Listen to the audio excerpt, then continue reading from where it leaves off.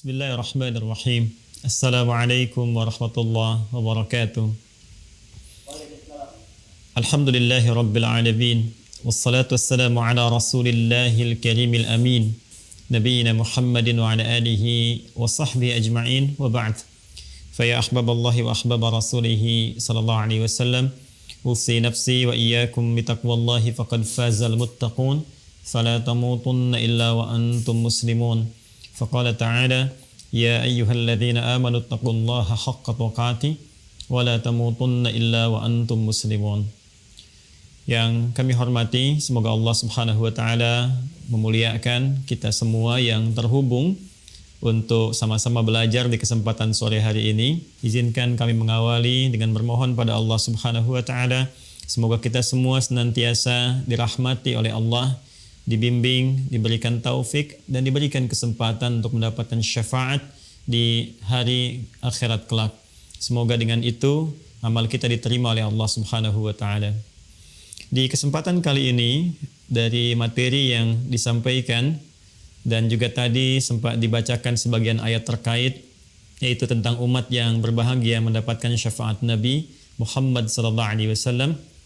Tentunya kita akan mencoba untuk mengurai itu semua melalui dua bagian utama.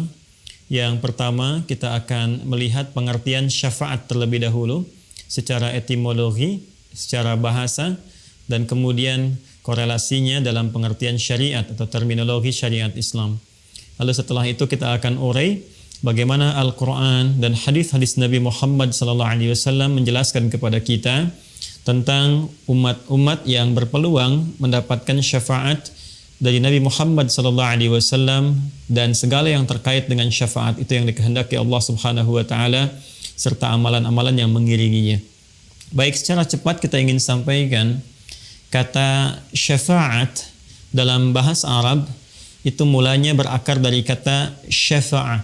Kita sering mendengar kata syafa'ah lawan dari kata witir, ya. Jadi seperti ini asalnya. Kalau kita tuliskan syafa'at atau asy-syafa'ah begini. Nah, ini akar katanya dari kata syafa', ya. Syafa' ini lawan, ya, dari kata witir. Jadi kita sering mendengar kata witir, sesuatu yang berarti ganjil, ya. Nah, lawannya ini syafa'. Ya, diartikan secara bahasa sesuatu yang genap atau menggenapkan, ya. Juga dia bisa berarti beberapa ragam pengertian yang lain secara bahasa, yaitu sesuatu yang meringankan, ya. Jadi bisa diartikan sesuatu yang menggenapkan atau melengkapi, sesuatu yang meringankan, juga bisa diartikan satu permohonan, ya. Bisa diartikan juga satu pemaafan, at-talab wal iltimas wal af wat takhfif, ya, wat takmil anis syai. Sesuatu yang menggenapkan, meringankan, satu permohonan yang disampaikan atau pemaafan dari sesuatu yang pernah dilakukan. Ini secara bahasa, ya, kata syafa'. Sifatnya atau keadaannya disebut dengan syafaat. Jadi kalau kata kerjanya syafaat, ana syafa'tu hadzal kitab bi kitabin akhar. Saya genapkan buku ini, ya, ada buku yang ganjil, saya genapkan, ya, dengan buku yang lain sehingga menjadi genap, ya. Itu syafa'. Atau kita ingin katakan juga dengan konteks meringankan atau permohonan atau pemaafan dari sesuatu, boleh juga menggunakan kata syafa'. Sifat keadaannya disebut dengan syafaat. Ya, jadi kalau ada satu hal yang kemudian kita genapkan atau permohonan untuk melengkapi atau meringankan sesuatu atau perantara, ya. Ini juga diartikan wasitatit talab, ya, perantara untuk mendapatkan sesuatu yang diharapkan, bisa perantara untuk memaafkan sesuatu, perantara untuk memohon sesuatu. Nah, ini juga masuk dalam pengertian kata syafaat dari kata syafa' secara kebahasaan, secara etimologi. Dalam pengertian terminologi atau syariat Islam, bila disebutkan kata syafaat dalam pengertian istilah atau terminologi atau istilah dalam fikih Islam, maka Hal ini menunjuk kepada makna yang serupa walaupun mungkin ungkapannya berbeda-beda.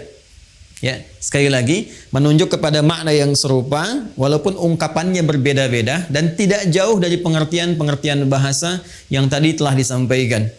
Tidak disebutkan syafaat ya kecuali ini permohonan ya untuk bisa mendapatkan pemaafan atau ampunan dari Allah Subhanahu wa taala yang meringankan ya seluruh dosa-dosa atau bahkan menghapuskannya ketika kembali kepada Allah Subhanahu wa taala. Pemberian Allah yang berupa pemaafan, berupa ampunan, berupa perlindungan dari kesalahan-kesalahan yang dilakukan oleh seorang hamba seakan-akan menggenapkan karunia dan rahmat yang dianugerahkan kepada hamba itu. Karena itulah syafaat disebut dengan syafaat karena pada hakikatnya dia menggenapkan rahmat Allah yang diberikan pada seorang hamba. Kemudian dalam saat yang bersamaan, syafaat juga merupakan perantara bagi seorang hamba untuk meringankan dosa-dosanya, untuk memaafkan kesalahannya, sebagai permohonan pengajuan rahmat dan ampunan kepada Allah Subhanahu wa taala. Nah, bila kita telah dapati pengertian ini, sekarang persoalannya siapa yang mendapatkan syafaat itu? Dari mana syafaat itu berasal? Dan bagaimana kita bisa mendapatinya? Ini yang menjadi concern pembahasan kita dalam kesempatan saat ini. Dan sebelumnya tentu kita akan mengakui bahwa mohon maaf, setiap hamba Allah itu pasti berpeluang melakukan kesalahan. Tidak ada hamba Allah yang tidak punya salah. Ingat ya, sepanjang manusia dan dia bukan nabi, bukan rasul yang punya sifat maksum. Nabi, rasul punya sifat maksum, terjaga dari kesalahan. Kita bukan nabi, bukan rasul. Itu pasti tidak akan lepas dari kesalahan. Karena itu sebutan yang melekat kepada manusia dari 5 nama yang diberikan oleh Allah, salah satunya ada kata bashar. Ya, ada kata bashar. Bashar disebutkan 35 kali dalam Al-Quran. Jadi kita disebut dengan 5 nama. Ada bashar, misalnya, Qul innama ana basyarum mithlukum. Atau Quran surah ke-15 ayat ke-28, wa idh qala rabbuka lil malaikati inni khaliqum basyara. Ya, disebutkan 35 kali dalam Al-Quran. Kadang disebut dengan ins. Ins disebutkan 18 kali pasangan ini dalam Al-Quran berpasangan dengan jin. Ya ma'syaral jinni wal ins wa ma khalaqtul jinna wal ins. Kadang disebutkan dengan al-insan, ya, wal 'asr innal insana lafi khusr. Ya, kadang disebutkan dengan menggunakan an-nas, ya, qul a'udzu birabbin nas, kadang disebutkan dengan menggunakan bani Adam. Ya bani Adam khudhu zinatakum 'inda kulli masjid. Semua penyebutan ini itu punya makna tertentu yang saling melengkapi makna-makna yang terkait dengan aktivitas kemanusiaan dan sifat-sifatnya. Kenapa manusia disebut dengan bashar? Ingin menunjuk kepada tampilan fisik dan keadaannya yang memiliki nafsu. Jadi kalau malaikat dicipta dengan jiwa takwa saja, karena itu malaikat tidak punya peluang berbuat salah. Quran surah ke-66 di ayat yang ke-6. La ya'sunallaha ma amarahum wa yaf'aluna ma yu'marun. Malaikat itu yaitu materi penciptaannya dari jiwa takwa, karena itu sempurna, kecenderungannya baik saja. Kata Allah, malaikat tidak punya peluang berbuat maksiat, menyalahi ketentuan, ya, kemudian mengerjakan tugas sesuai dengan tupoksinya. Anda tidak akan pernah mendengar malaikat misalnya, mohon maaf, malaikat Jibril korupsi ayat, nggak pernah dengar kan ya? Atau malaikat Israel tertukar mencabut nyawa, kan tidak mungkin terjadi. Jadi kalau kita mengharap kesempurnaan, itu di malaikat. Lawannya ada makhluk yang diciptakan dengan nafsu saja, seperti hewan misalnya. Ya, belakangan kemudian dikompori oleh setan. Karena itu di Al-Quran malaikat dengan setan jumlahnya itu sama. 88. Malaikat disebutkan 88 kali, setan disebutkan 88 kali. Jadi malaikat jiwanya takwa saja, hewan itu nafsu saja. Nah, manusia itu menggabungkan keduanya. Saat tercipta keadaannya, ada jiwa takwanya yang cenderung pada kebaikan, sisi lain ada nafsunya, yang nama lainnya disebut dengan fujur itu. Ya, Quran surah ke-91 Asy-Syams di ayat 7 sampai 10. Wa nafsin wa ma sawwaha fa'alhamaha fujuraha wa taqwaha. Jadi setiap yang bernama manusia itu pasti ada dorongan-dorongan kebaikan jiwa takwa. Nanti yang didorong oleh malaikat mendorong jiwa takwa kita supaya bangkit. Karena itulah ketika tadi ditampilkan misalnya ada pesantren begini, keadaan begini, itu sepanjang masih ada nilai kemanusiaan dalam dirinya, itu pasti ya, pasti akan ada dorongan kebaikan untuk merespon, walaupun responnya mungkin akan berbeda-beda, tapi minimal dia akan merasa ya, dengar suara adzan, nah itu ada pancaran dalam jiwanya, itu jiwa takwanya untuk merespon itu semua. Sisi lainnya ada fujur, nafsu. Ini yang diprovokasi oleh setan, diberikan was-was. Ya, nafsu ini nanti sebagai lawan dari takwa. Jadi kalau ada sifat jujur, nanti di nafsu ada dusta misalnya. Ya, kalau di takwa ada sabar, di nafsu ada marah. Demikian seterusnya, saling berkompetisi. Nah, yang paling menarik karena dalam diri manusia itu ada nafsu, maka konsekuensi yang terjadi, Quran surah ke-12 Yusuf ayat 53. Wa ma ubarri'u nafsi innan nafsa la'ammaratun bis-su'. Ya, sungguh aku tidak bisa mengatakan diriku itu orang suci. Kenapa? Karena masih ada nafsu. Sedangkan nafsu kecenderungannya diprovokasi oleh setan untuk mengajak kepada hal-hal yang buruk. Ya, illa ma rahima rabbi, kecuali yang dirahmati Allah. Itu para nabi yang terjaga tadi. Karena itulah, karena manusia memiliki kecenderungan nafsu, tidak lepas dari kesalahan, otomatis dalam kehidupannya pasti berbuat salah. Pasti. Ya. Nah, ketika kita datang ke dunia ini, kemudian kembali kepada Allah Subhanahu wa Ta'ala setelah berpetualang, mencari bekal, berkehidupan, dimanapun kita beraktivitas, pasti ada jejak-jejak kehidupan yang pernah ditapaki oleh sifat takwa, melahirkan kebaikan, itu yang disebut dengan amal saleh. Sisi lain, ada jejak-jejak hitam yang ternoda, yang disebut amal salah itu, yang bersumber dari nafsu. Sekarang siapa yang bisa memastikan saat ini, pada diri kita semua, bahwa kebaikan kita, kesolehan kita, itu lebih besar dibandingkan kesalahan kita? Siapa di antara kita yang bisa memastikan bahwa dalam hidup ini salahnya sedikit? Atau nggak punya salah sama sekali? Sampai sore ini saja, jam 4:05, dari pagi kita bangun sampai sekarang, berapa kali, saya tidak katakan kita, mata ini melihat yang salah berapa kali? Lihat handphone, ya, ternyata ada gambar yang tidak pantas, ada video yang tidak elok untuk dilihat, itu baru mata. Berapa kali pikiran kita berbuat keliru berpikir sampai dengan detik ini?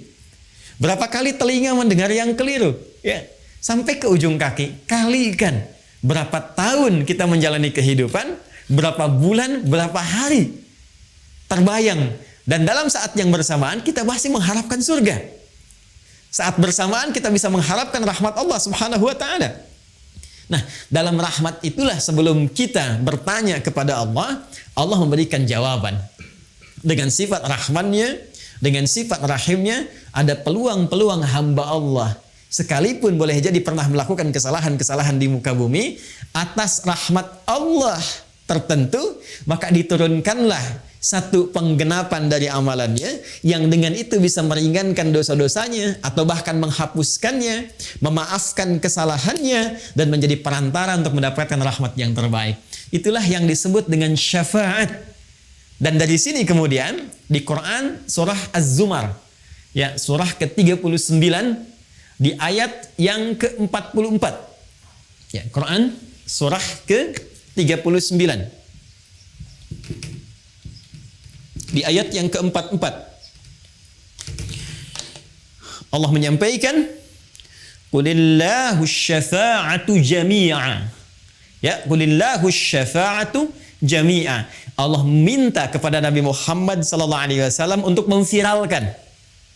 Di bahasa orang sekarang, ya, untuk memviralkan kepada semua umatnya, terus berkelanjutan di setiap generasi, bahwa hey, jangan bersedih, jangan putus asa, karena dari sekian banyak hal yang kita lalui dalam kehidupan, saat berpulang kepada Allah, setiap hamba punya kesempatan untuk meraih penggenapan rahmat dari Allah Subhanahu wa Ta'ala yang bisa meringankan, bahkan menghapuskan dosa-dosanya, kesalahan-kesalahannya, sehingga dengan itu mendapati rahmat Allah Subhanahu wa Ta'ala. Apa kata Allah? Qul, katakan Muhammad sallallahu alaihi wasallam, qulillahu, ya, asy-syafa'atu jami'a. Masya Allah. Katakan Muhammad sallallahu alaihi wasallam, milik Allah lah. Ini, ya. Milik Allah lah asy-syafa'ah. Nah, ini syafaat. Kalau kita kembalikan ke arti tadi, milik Allah lah syafaat, segala perantara yang dapat meringankan, ya, yang dapat menghapuskan kesalahan-kesalahan, dosa-dosa, permohonan untuk mendapatkan rahmat, penggenapan semua anugerah dari Allah Subhanahu wa taala. Katakan Muhammad, semua bentuk ini, semua dalam bahasa Arab, semua hal yang terkait dengan satu hal tertentu, semuanya bersifat holistik, komprehensif, itu bahasa Arabnya jami' namanya. Ya. Man ittasala fi hadha silk al-YouTube fi hadha al-masa jami'an. Saya ingin katakan semua yang terhubung lewat channel YouTube di kesempatan sore hari ini, semua Anda, mencakup Anda, ya, dengan status sosial apapun, itu bahasa Arabnya menggunakan kata jami'an. Ya, kata Allah, kalau ada peluang syafaat dalam bentuk apapun, saat kita kembali kepada Allah Subhanahu wa taala, khususnya di akhirat nanti, itu semua milik Allah, kembali kepada Allah Subhanahu wa taala. Ya, bahkan nanti Allah menantang dan menegaskan di Quran surah Az-Zukhruf tadi yang dibacakan di ayat ke-86-nya tadi, ya, oleh qari kita. Ya, maka ditanya kan, ya, siapa yang bisa mendapatkan dan memiliki syafaat selain Allah Subhanahu wa taala? Nah, itu satu penegasan dari Allah Subhanahu wa taala untuk memberikan kesan pada setiap hamba. Pertama, setiap kita berpeluang mendapatkan satu perantara-perantara kebaikan, yaitu syafaat dari Allah Subhanahu wa taala yang dapat meringankan dosa-dosa kita, bahkan menggugurkannya dan menaikkan status baik kita di hadapan Allah Subhanahu wa taala. Yang kedua, juga penegasan dari Allah Subhanahu wa taala di surah yang lainnya bahwa selain Allah tidak memiliki hak prerogatif untuk bisa menetapkan syafaat yang dimaksudkan. Baik, kalau kita sudah paham sampai di sini, mengetahui makna syafaat secara istilah, pemilik syafaat itu siapa? Baru kemudian kita bisa berbicara bagaimana kita bisa mendapatkan informasi tentang syafaat itu yang bersumber dari pemiliknya. Yang bersumber dari pemiliknya. Mari kita lacak Bapak Ibu sekalian ke Quran dulu. Surah ketiga Ali Imran di ayat ke-31. Setelah ini nanti baru kita akan masuk dalam turunan hadis-hadis Nabi sallallahu alaihi wasallam. Baik. Qul in kuntum tuhibbunallaha fattabi'uni yuhibbukumullahu wa yaghfir lakum dzunubakum. Baik, mari kita fokus pelan-pelan.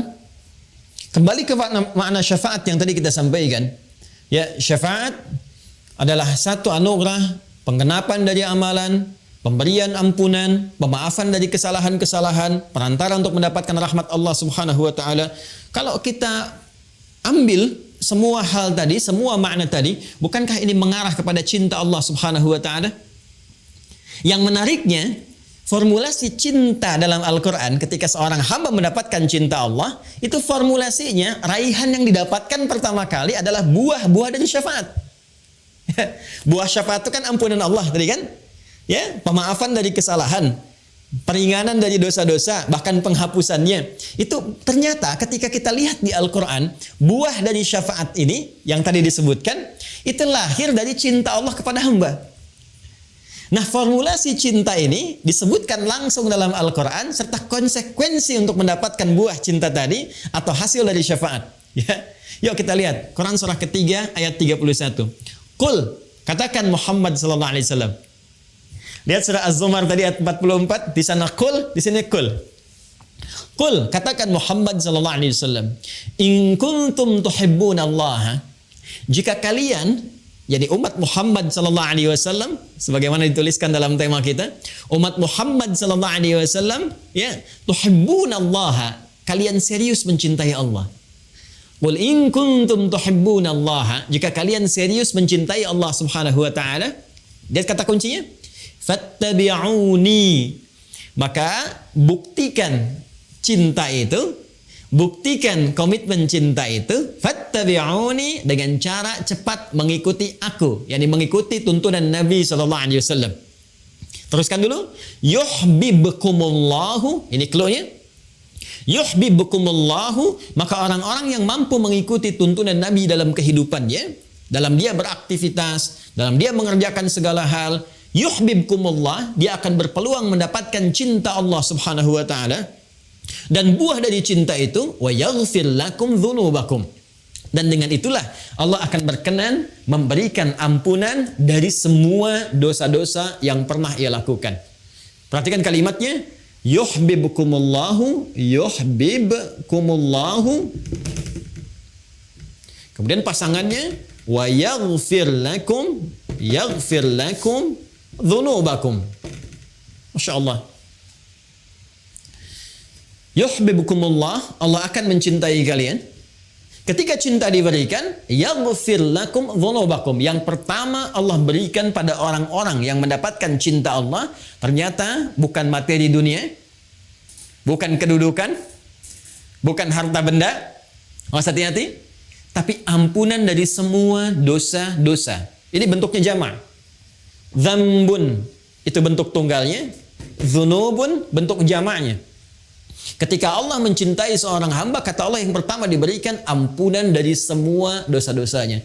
Bukankah ampunan dari segala dosa itu adalah buah dari syafaat? Ya? Ya kalau kita lihat tuh, ya bagaimana hubungannya tuh, ya gambarannya. Dari syafaat tadi telah kita uraikan. Kemudian syafaat gambaran dari cinta Allah. Orang yang cinta Allah diminta untuk membuktikan cintanya dengan mengerjakan amalan tertentu. Lantas turun cinta itu. Ketika cinta diberikan, maka buah dari syafaat itu ampunan dari semua dosa yang menggenapkan semua amalan itu diberikan oleh Allah Subhanahu wa taala. Nah, jadi kalau ingin kita katakan siapa yang berpeluang mendapatkan syafaat itu, maka dijawab oleh ayat ini, fattabi'uni, yaitu orang-orang yang mau mengikuti tuntunan atau petunjuk Rasulullah sallallahu alaihi wasallam, Nabi Muhammad sallallahu alaihi wasallam. Ya, karena itu sudah tepat kalau panitia memberikan judul dengan itu syafaat untuk umat Nabi Muhammad sallallahu alaihi wasallam. Ya, itu sudah ada clue-nya di situ. Bagaimana kita bisa mendapatkan syafaat? Syarat pertama ini. Mengikuti tuntunan atau menjadi umat Nabi Muhammad sallallahu alaihi wasallam. Ini bagian yang pertama. Baik, yang kedua, Bapak Ibu sekalian, setelah kita mendapati informasi ini dan alhamdulillah kita telah masuk dalam frame syafaat yang dimaksudkan. Artinya peluang ini sudah hadir di hadapan kita. Ya, alhamdulillah sampai sore hari ini ya kita memastikan diri menjadi bagian dari umat Nabi Muhammad sallallahu alaihi wasallam. Alhamdulillah yang selalu diupdate ya komitmen itu, pernyataan itu 5 kali bahkan dalam sehari sedikitnya. Ya, bukankah dalam setiap sholat kita menegaskan kembali bahwa kita umatnya Nabi Muhammad sallallahu alaihi wasallam ya dengan mengatakan asyhadu an la ilaha illallah wa asyhadu anna Muhammadar Rasulullah. Itu 5 waktu kan dalam sehari. Subuh sekali, zuhur 2 kali sudah 3, asar 2 kali sudah 5, maghrib 2 kali sudah 7, isya 2 kali sudah 9. Jadi paling sedikitnya kita 9 kali itu ya dalam sehari, paling sedikitnya dalam sholat untuk menegaskan bahwa ya Allah, aku menuhankanmu, tiada Tuhan selain Engkau, aku siap mengabdi kepadamu dan mengikuti tuntunan Nabi Muhammad SAW yang aku tetapkan sebagai Rasul dan petunjuk-petunjuk darimu yang dibawanya. Nah, jadi alhamdulillah sepanjang kita masih menunaikan salat, sepanjang kita beriman kepada Allah, maka frame kesempatan bingkai yang hadir di hadapan kita untuk mendapatkan kesempatan meraih syafaat itu terbentang luas. Tinggal persoalannya, apakah kita akan masuk ke bingkai syafaat itu? Ya, ini pintunya sudah ada. Ya, ini dikasih ini setiap kita nih. Silahkan, ini ada pintu syafaat. Mau dibuka nggak? Ya, jadi sangat sayang sudah diberikan peluang, pintunya ada, Anda nggak buka. Jadi yang salah bukan Allah. Yang salah bukan Rasulullah. Ya, karena itu sangat berbahagia jika seseorang berpetualang dalam kehidupan di muka bumi, lalu pintu syafaat diberikan dan dia mau membuka pintunya. Ah, sekarang bahasan selanjutnya ini menjadi pamungkas dari sesi pembahasan kita saat ini. Seperti apa gambaran kunci-kunci yang diberikan kepada kita untuk membuka pintu syafaat itu sehingga melahirkan kebahagiaan bagi kita karena dapat memasukinya. Untuk membuka pintu itu kita butuh kunci-kuncinya. Nah, kunci ini yang akan kita urai di kesempatan kali ini untuk mendapatkan syafaat Nabi Muhammad SAW khususnya saat kembali kepada Allah Subhanahu wa taala.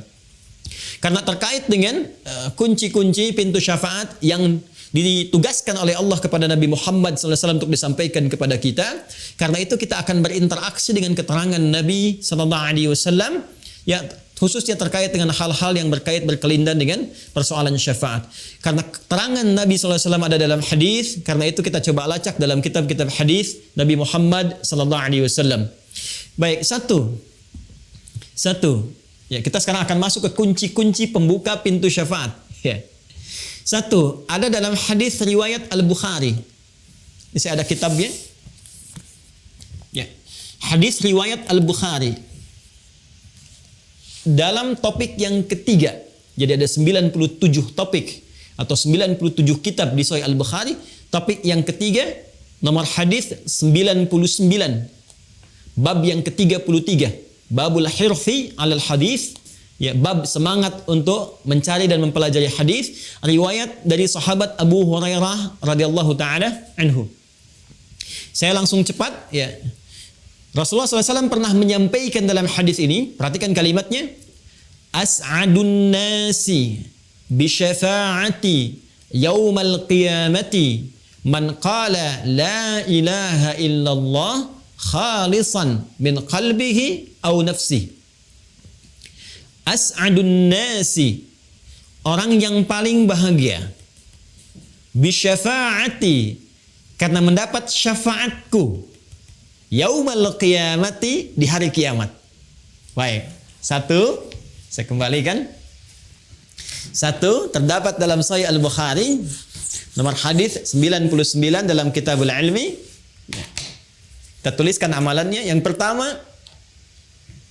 tadi syafaat milik Allah, lalu Allah memberikan penegasan ya kepada Nabi Muhammad SAW. Penegasan yang pertama, Allah menyampaikan ada peluang diberikan langsung kepada Nabi Muhammad sebagai apresiasi tertinggi, penghargaan tertinggi pada seorang nabi dan rasul ya, untuk memberikan syafaat dengan izin Allah Subhanahu wa taala. Siapa yang mendapatkan syafaat Nabi ini? Nabi sendiri yang langsung menyampaikan. Kata beliau, as'adun nasi, orang yang paling berbahagia. Ya, orang yang paling berbahagia bi syafaati, yang mendapatkan syafaatku yaumal qiyamati, di hari kiamat, man qala la ilaha illallah khalisan min qalbihi aw nafsihi, ialah orang yang mampu dengan ikhlas. Awas, orang yang mampu dengan ikhlas, dengan tulus mengucapkan la ilaha illallah, ikhlas bersyahadat, min qalbihi aw nafsihi, yang bersumber langsung dari kalbunya, dari jiwanya.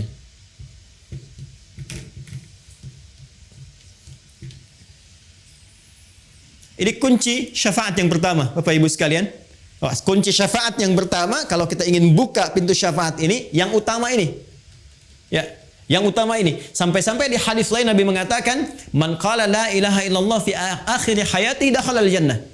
Kata Nabi, kalau ada orang yang benar-benar bisa mengucapkan kalimat la ilaha illallah di akhir hidupnya sebelum ia wafat, kata Nabi, ia menggenggam surga. Dakhalal jannah, ia berpotensi besar masuk surga. Ya. Nah, itu tidak mudah.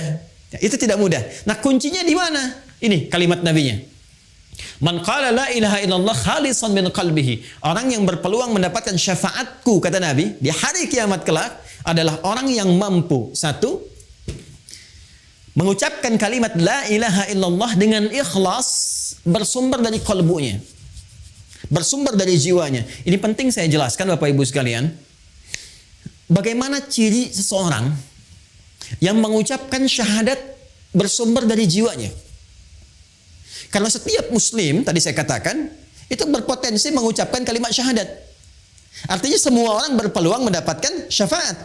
Tapi tidak semua yang mengucapkan syahadat di lisannya itu bisa bersumber dari hatinya. Bahkan nanti turun Quran surah ke-49. Quran surah 49 di ayat yang ke-14. Jadi ada orang-orang, sekelompok orang Arab Baduy datang kepada Rasulullah ingin mengatakan, ya Rasulullah, kami telah beriman, kami telah mengimplementasikan syahadat di lisan sampai masuk ke dalam qalbu. Turun jawaban. Ya, turun ayat ini mengatakan qalatil a'rabu amanna. Orang Arab Baduy berkata, datang kepadamu, kami telah beriman dengan benar. Kata Allah, qul lam tu'minu. Katakan Muhammad SAW, kalian belum serius imannya. Walakin qulu aslamna walamma yadkhulul imanu fi qulubikum. Tapi cukup katakan dulu, kalian baru masuk Islam. Bukankah syarat masuk Islam pertama mengucapkan dengan lisan? Asyhadu an la ilaha illallah, kalimat ini. Asyhadu an la ilaha illallah wa asyhadu anna Muhammadar Rasulullah. Itu kan di lisan. Ketika diucapkan di lisan, sah dia sebagai muslim. Tapi persoalannya, apakah kalimat tadi yang disampaikan di lisan mengalir ke dalam jiwa kita? Ke hati kita? Ya, ini ada perbedaannya.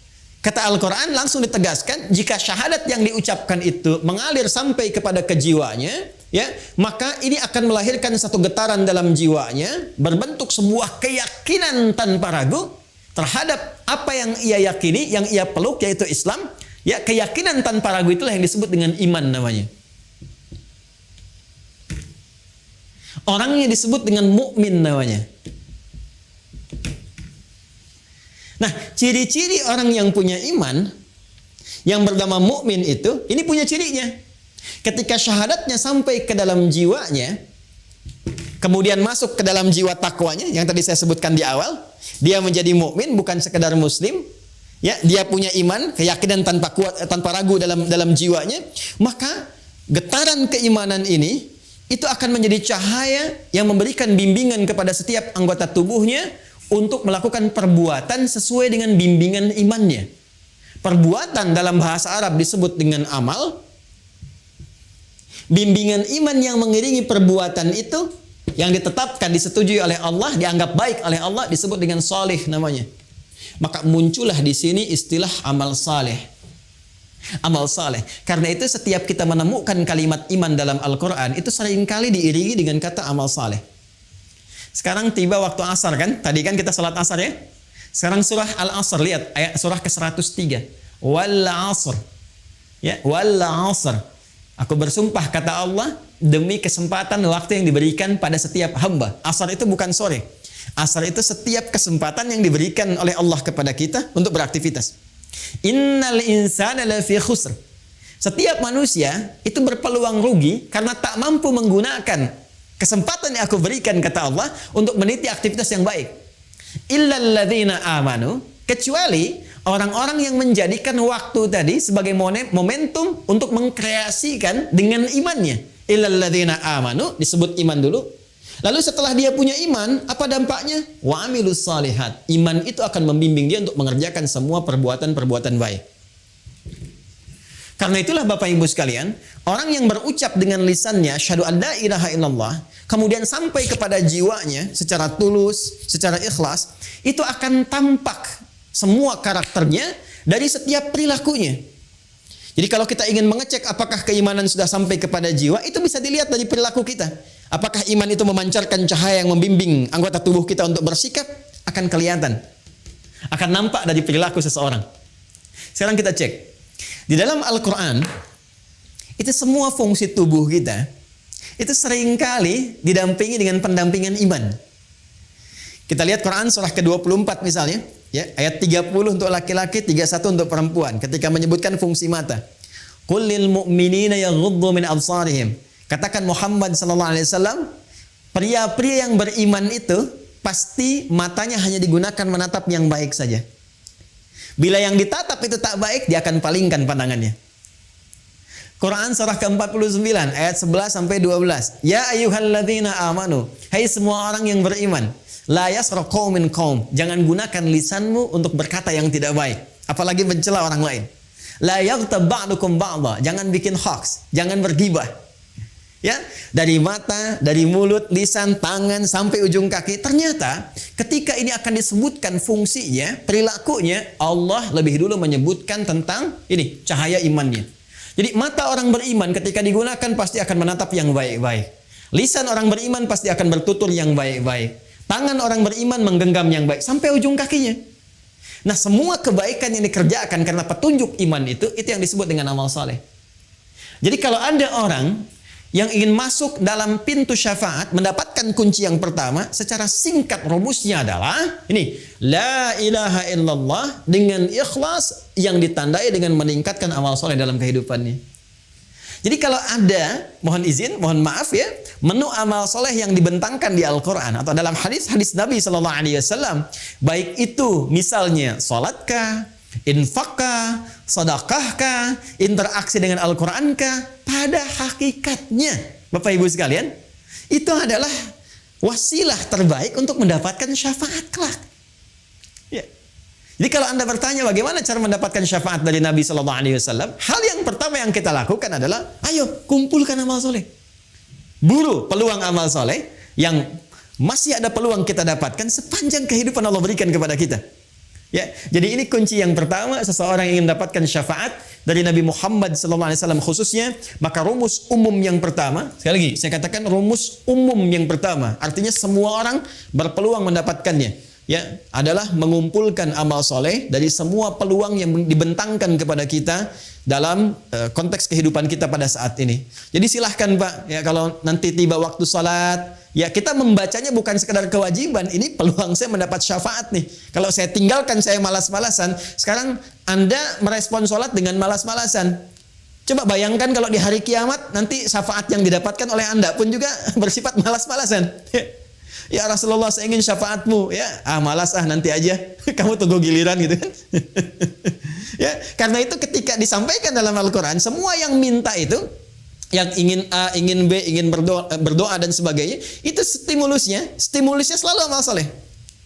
Silahkan cek Quran surah kedua Al-Baqarah ayat 186. Ya, ketika Allah menyampaikan, wa idza sa'alaka 'ibadi 'anni fa inni qarib ujibu da'watad da'i idza da'an.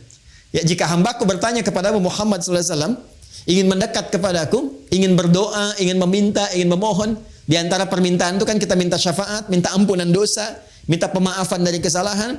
Kata Allah, ujibu da'watad da'i idza da'an. Aku akan jawab doanya sepanjang dia bermohon. Ya, falyastajibu li wal yu'minu bi. Tapi, nah, yang paling utama kalau doa ingin cepat dikabulkan, ingin cepat aku jawab, ingin cepat aku respon, falyastajibu li. Maka respon seruanku, kata Allah. Wal yu'minu bi, lagi-lagi lakukan dengan iman. Ini, lakukan dengan iman. Jadi ketika Allah meminta kita, ya, menyeru kita lewat salat misalnya, ayo tunaikan salat, ada seruan harta lewat zakat, infak, sedekah, seruan interaksi dengan Al-Qur'an, itu sesungguhnya peluang tercepat yang mengantarkan kita pada jawaban doa. Dan puncaknya syafaat. Jadi kalau dengar suara azan, Allahu Akbar, Allahu Akbar, ini peluang syafaat nih. Katanya pengen ampunan dosa. Ya, ini peluang kebahagiaan nih. Makanya panggilan salatnya disandingkan dengan kebahagiaan. Bukankah Anda kalau sudah mendapatkan jawaban bahagia? Makanya ketika Anda bertanya, kenapa sih mesti salat? Ya, hayya 'alas shalah. Ayo salat, kenapa harus salat? Jawabannya indah sekali. Allah tidak mengatakan itu kewajiban bagimu. Ini begini, ini begitu. Iya, hukum secara fikih kewajiban. Wajib kita mengerjakan. Kenapa dipaksa wajib? Hayya 'alal falah, supaya kamu bahagia. Di saking rahmannya Allah kepada kita, dijadikan salat itu wajib yang memaksa kita mendapatkan kebahagiaan yang kita inginkan. Ini yang pertama ya. Jadi ini rumus umum yang pertama, orang-orang yang berpotensi bahagia mendapatkan syafaat dari Nabi Muhammad SAW di kalangan umatnya, yaitu orang yang pertama gemar mengumpulkan amal soleh dalam misi kehidupannya. Sekarang kita masuk pada yang kedua, yang spesial. Kita balik bertanya, ya Rasulullah SAW, kalau saya ingin mendapatkan kunci cepat, shortcutnya, ya biasanya kan orang pengen yang istimewa, yang cepat, ya, yang bisa lewat dengan cepat, ya, bisa bypass dan sebagainya. Ada nggak? Maka disinilah setelah yang umum dirincilah amalan-amalan spesifik yang mempercepat seseorang bisa mendapatkan syafaat. Baik, yang pertama, mari kita kembalikan ke hadis Nabi Sallallahu Alaihi Wasallam. Qala Rasulullah sallallahu alaihi wasallam bima ma'na aulan nasi bi syafa'ati yaumal qiyamati aktsaruhum alayya salatan. Baik, tadi amalan umum, sekarang kita masuk kepada amalan cepatnya yang khusus. Orang yang paling utama, kata Nabi, aulan nasi, orang yang paling utama bi syafa'ati yaumal qiyamati, untuk mendapatkan syafaatku di hari kiamat, aktsaruhum alayya salatan, yaitu orang yang paling banyak di antara mereka bersolawat kepadaku, kata Nabi Muhammad sallallahu alaihi wasallam. Jadi kalau tadi masih umum sifatnya amal saleh, insyaallah ya, Kalau tadi masih umum, sifatnya amal soleh, jadi amal soleh apa saja bisa salat, yang harta zakat, infak, sedekah dan sebagainya. Sekarang mulai khusus. Ya. Yang kedua adalah salawat kepada Rasulullah sallallahu alaihi wasallam, Muhammad sallallahu alaihi wasallam. Allahumma salli ala sayyidina Muhammad wa ala alihi wa sahbihi. Allahumma salli ala sayyidina Muhammad. Kita bacakan. Ternyata manfaat salawat itu bukan hanya menghadirkan feedback, ya, satu balasan balik, umpan balik kepada kita semua, berupa 10 kali lipat balasan dari Allah. Kan di hadis lain Nabi mengatakan, "Man shalla alayya salatan wahidah, sallallahu alaihi asyra salawat." Siapa yang bersalawat kepada aku sekali salawat, maka Allah akan membalas kepada dirinya 10 kali lipat. 10 kali. Awas, ini agak tajam ya, kita secara ilmiah kita tunjukkan. Perhatikan baik-baik. Kalau ada yang mengatakan begini, misalnya itu nabinya umat Islam aja masih belum selamat, masih butuh salawat dari umatnya. Ini menunjukkan belum paham, ya, belum memahami esensi dari salawat. Ya, esensi salawat itu pada hakikatnya bukan untuk Nabi Muhammad, tapi kemuliaan Nabi itu yang melahirkan aura kebaikan yang dampaknya diberikan kepada kita. Jadi sebetulnya saat kita sedang bersolawat, ya itu kembali kepada kita manfaatnya. Menunjukkan kecintaan kepada Rasulullah itu melahirkan rahmat Allah, yang rahmat itu diberikan kepada kita 10 kali lipat dari ucapan yang kita sampaikan. Ya. Jadi hakikat dari solawat itu sesungguhnya untuk menghadirkan pahala dari amalan kita yang kembali kepada kita 10 kali lipat, Masya Allah. Di begitu Anda mengatakan di hari ini sekali Allahumma sholli ala sayyidina Muhammad misalnya, itu langsung diberikan ganjaran, ya, balasan oleh Allah 10 kali dari apa yang kita lakukan. Nah, pertanyaannya, apa bentuk balasan yang Allah berikan itu dari kalimat sholawat yang kita ucapkan? Bapak Ibu sekalian, sholawat itu bentuknya banyak nanti. Ya, ada sholawat dari Allah diantaranya, ada sholawat dari malaikat diantaranya. Ya, innallaha malaikatahu yusalluna 'alan nabi. Sungguh Allah Subhanahu wa taala dan para malaikat bersalawat, ya, kepada Nabi sallallahu alaihi wasallam. Jadi salawatnya Allah kepada Nabi, ya, salawatnya malaikat kepada Nabi itu dibedakan, ya. Itu beda tingkatan pemahaman dengan apa yang diberikan kepada kita, ya. Itu nanti maknanya bisa berbeda, ya, maknanya bisa berbeda. Nah, salawat dari Allah yang diberikan kepada setiap hamba secara umum. Ya, secara umum. Itu kita temukan di Quran surah kedua di ayat 157. Baik. Ulaika alaihim salawatum mir rabbihim wa rahmah. Wa ulaika humul muhtadun. Ada golongan-golongan yang mendapat ujian dari Allah, kemudian mereka bersabar dan mereka mendapat salawat dari Allah. Nah, sekarang apa pengertian salawat dari Allah itu? Langsung ditafsir dengan ayat Al-Quran. Perhatikan kalimatnya, dijelaskan oleh Allah, ulaika alaihim salawatum min rabbihim, mereka itulah orang-orang yang mendapatkan salawat dari Allah Subhanahu wa taala, wa rahmah, dan rahmat. Jadi bentuk salawat yang pertama itu bisa berupa rahmat. Sedangkan puncak rahmat itu, puncaknya itu ampunan Allah. Ya. Puncak dari rahmat Allah yang diberikan kepada hamba itu ampunan dari semua dosa. Masih ingat Bapak Ibu, tadi di awal saya katakan, ya, surah tentang syafaat itu yang punya Allah, bukankah di surat Az-Zumar di ayat 44 itu? Sekarang perhatikan Quran di surat yang sama, Quran surah ke-39 di ayat ke-53. Ayat ini turun merespon tentang seorang yang telah melakukan dosa besar, yang dia merasa putus asa. Wah, ini saya dapat nggak ampunan dari Allah nih? Diampuni nggak dosa ini nih? Dosa saya terlalu besar ini, terlalu banyak kesalahan yang saya perbuat. Tiba kemudian datang kepada Rasulullah turun ayat ini. Qul ya ibadiyalladzina asrafu ala anfusihim. Katakan Muhammad sallallahu alaihi wasallam kepada hambaku yang merasa israf. Mereka berbuat kesalahan yang sudah banyak dilakukan. Matanya, lisannya, telinganya, tubuhnya banyak berbuat maksiat dalam kehidupan. La taqnatu min rahmatillah. Jangan putus asa untuk mendapatkan rahmat Allah Subhanahu wa taala. Innallaha yaghfiru dzunuba jami'a. Kalau Allah sudah berikan rahmatnya, maka Allah ampuni semua dosa-dosa yang melekat pada hambanya. Jadi puncak ampunan Allah kepada seorang hamba yang berbuat banyak maksiat dan dia mau kembali kepada Allah adalah apa yang diberikan berupa ampunan total yang disebut dengan rahmat. Ya, sehingga ada yang mengartikan salawat dari Allah itu sifatnya ampunan, maghfirah, dan puncak dari maghfirah adalah rahmat. Ya, sedangkan rahmat itu disatukan dalam konsep salawatullah, salawat dari Allah. Quran surah kedua ayat 157. Ulaika alaihim salawatun rabbihim wa rahmah. Ya, sedangkan untuk mendapatkan salawat Allah ini cara cepatnya, shortcutnya kata Nabi, salawat pada Rasulullah. Ya. Siapa yang satu kali salawat kepada Nabi, maka Allah memberikan salawatnya 10 kali kepadanya. Masya Allah. Dalam sehari Allah turunkan rahmatnya kepada seorang hamba. Ya, saya rahmati engkau, saya ampuni dosamu, saya maafkan kesalahanmu. Jika ia tulus mengucapkan itu dalam kesehariannya. Ya, karena itu orang-orang soleh di masa lalu, bukan hanya ulama Pak, Bu. Ya, bukan hanya ulama, sampai ke level-level pemimpin. Ya, itu ada level pemimpin di masa era Turki Utsmani itu, yang sehari itu bisa ribuan salawat kepada Nabi. Ya, Allahumma shalli ala sayyidina Muhammad, Allahumma shalli ala sayyidina Muhammad, di sela-sela yang senggang. Ya, Anda sambil kerjakan tugas, sambil bekerja yang kira-kira waktunya luang, perbanyak sholawat, sambil nunggu misalnya waktu sholat, perbanyak sholawat. Ternyata di antara manfaatnya ini, berpeluang untuk mendekatkan kita meraih syafaat dari Rasulullah SAW. Ya, dan jalur dalilnya telah saya sebutkan. 3, saya agak cepat ya. Nanti kita berikan 3 atau 4 saja. Ya, setelah itu mungkin ada satu sesi sedikit waktu untuk kita berdiskusi, saya perkenankan. Ya, 3 dengan cepat.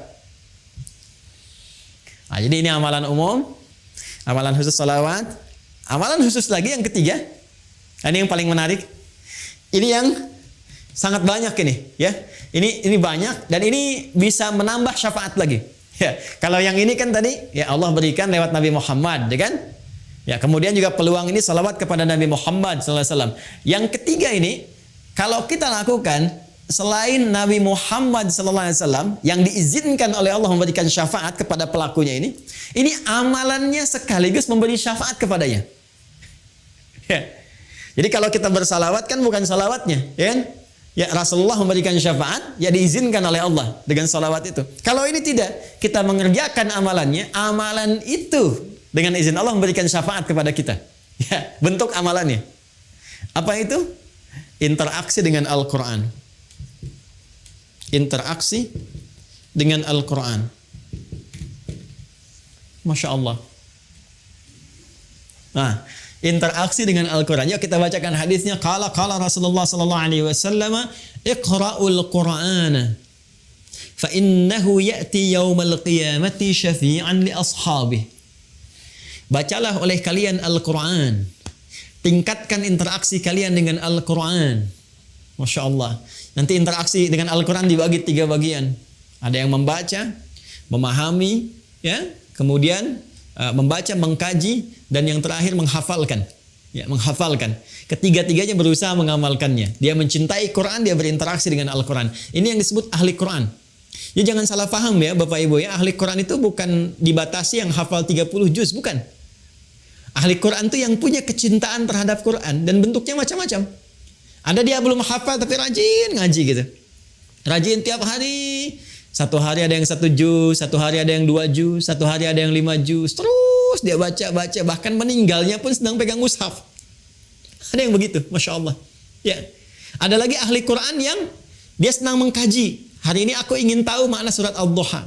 Besok aku ingin riset surat Al-Insyirah. Rajin dia. Kaji. Yang ketiga ada ahli Quran yang alhamdulillah, Masya Allah, sekarang sedang banyak meningkat di Indonesia. Menjadi ahli Quran yang menghafal Al-Quran. Penghafal Quran.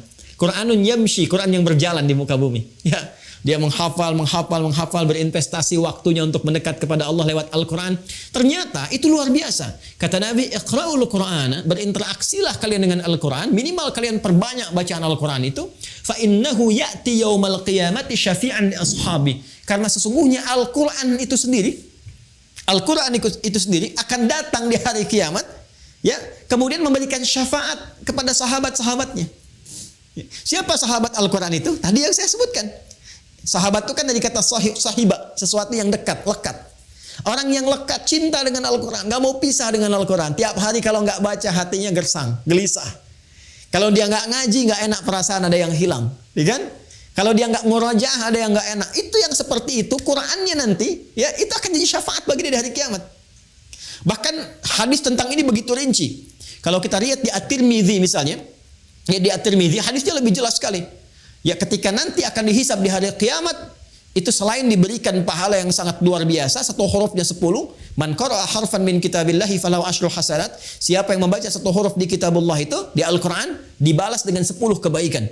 Ya, langsung. Nanti saat kembali kepada Allah, Qur'annya berkata, Allahumma halli. Ya, sebelum ditempatkan dia ke surga dengan izin Allah Subhanahu wa taala ketika mendapat rahmatnya, kata Allah, ya, itu langsung Qur'annya memohon kepada Allah. Allahumma halli, ya Allah, berikan hiasan pada dirinya, bedakan dengan yang bukan ahli Al-Qur'an. Ya, maka dipakaikan kepadanya mahkota kehormatan, tajul karamah. Diberikan mahkota. Ya, kemudian diperintahkan orang tua atau fasilitator yang menjadikan dia senang dengan Al-Quran, yang sama-sama mendapat rahmat Allah, diberikan pula.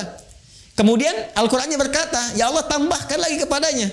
Ya, tambahkan kepada yang ahli Quran tadi, bedakan dengan fasilitator. Fayul basu ilaihi libasal karamah, maka dipakaikan jubah kehormatan.